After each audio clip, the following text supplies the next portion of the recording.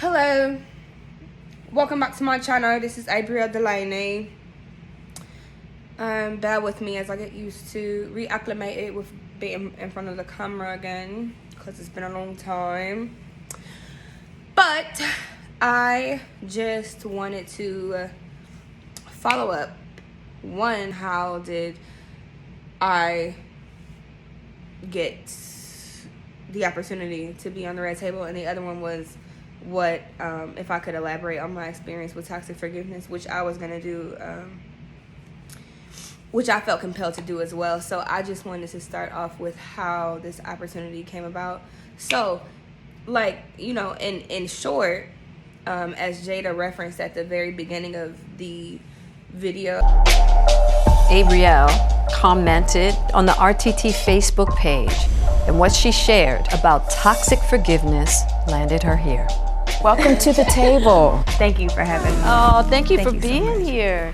So can you explain to I left a comment on their page on Facebook responding to a prompt or responding to a question regarding toxic forgiveness.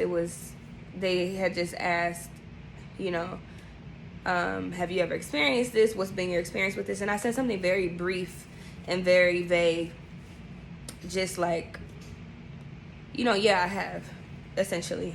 And they reached out to me and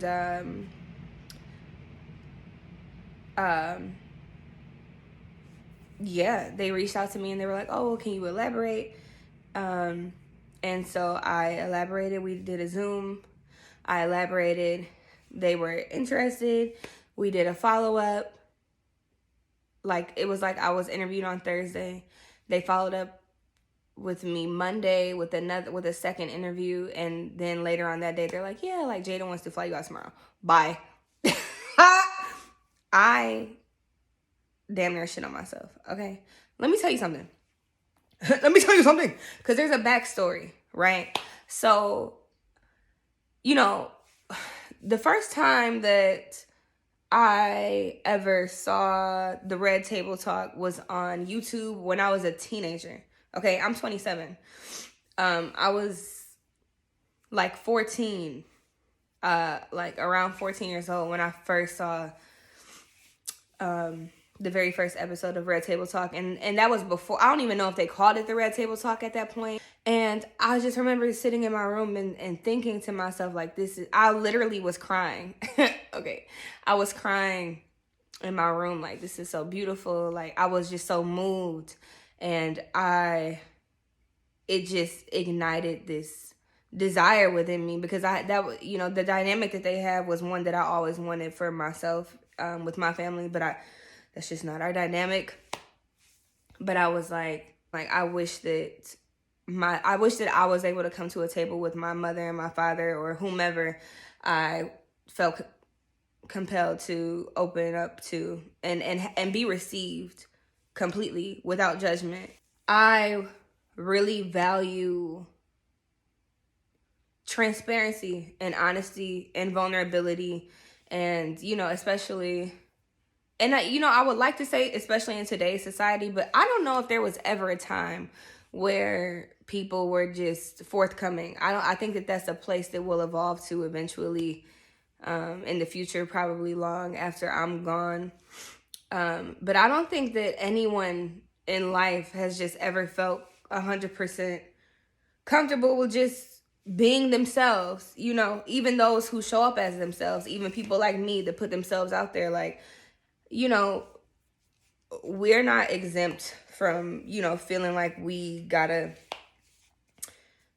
am I doing too much? Well, I don't want to say too much. And that's something that I dealt with when I was at the table as well, because I touched on a topic that I haven't spoken about since it occurred.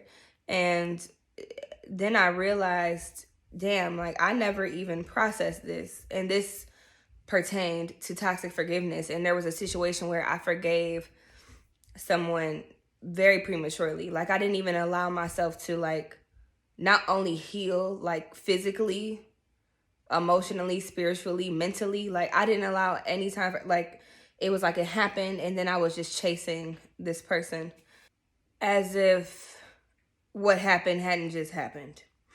And, you know, when I brought this to the table,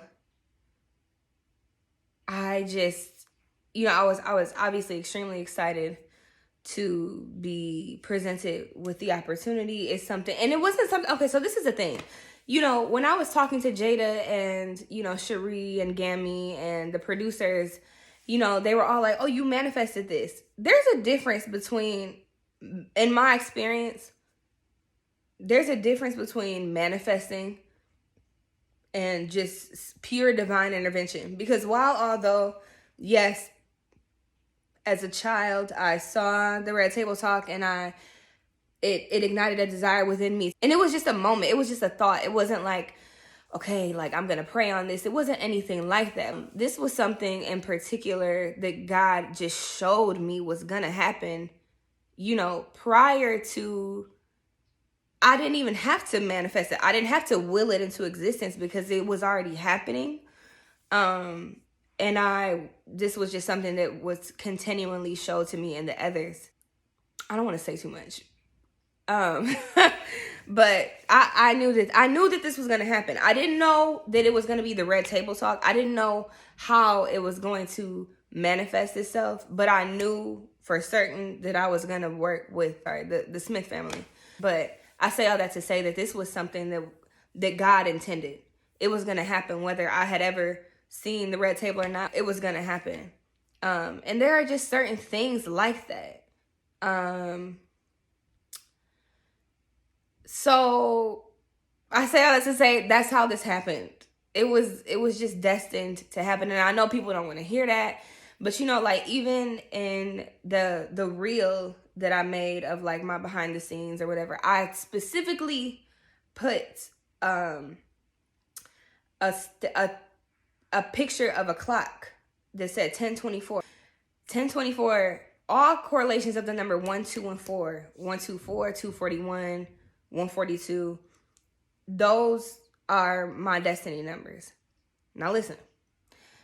When I got to the hotel, first of all, I knew that this pertained to my destiny. These numbers have been guiding me for a while now. And you know, God speaks to me in a variety of different ways ever since I was a kid. And one of the ways that God speaks to me is through numbers. God speaks to me in various ways, but one of them is through numbers. But anyway, I put that in there because I got to the hotel and the clock was a couple hours off. And I was talking to my friend and I'm like, this clock is like 2 hours and some change off. Like I should probably change it. But I'm like, whatever, I have my phone. I'm not going to touch it. Like, I'll just leave it. And when the driver called me the following day for to go shoot, like, you know, I'm outside. And I got off the phone with him. It was 8:41 in the morning in Calabasas. He called me at 8:41. I look at the clock and the clock says 10:24. It's 8:41 in the morning. The clock said 10:24. As soon as I got this call. And I'm like, okay. I already knew that this was divinely orchestrated. But God is just so intentional. And, you know, down to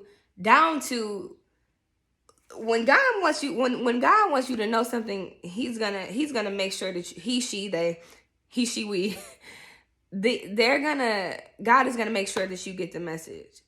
Down to the clock in my hotel room being the wrong time. God is so intentional. God is so good. So anyway, y'all, that's the story behind the Red Table Talk. I know that was like all over the place because there's so much to it. But I'll get into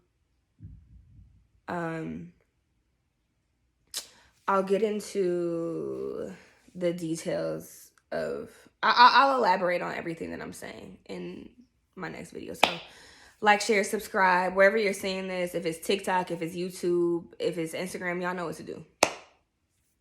Peace.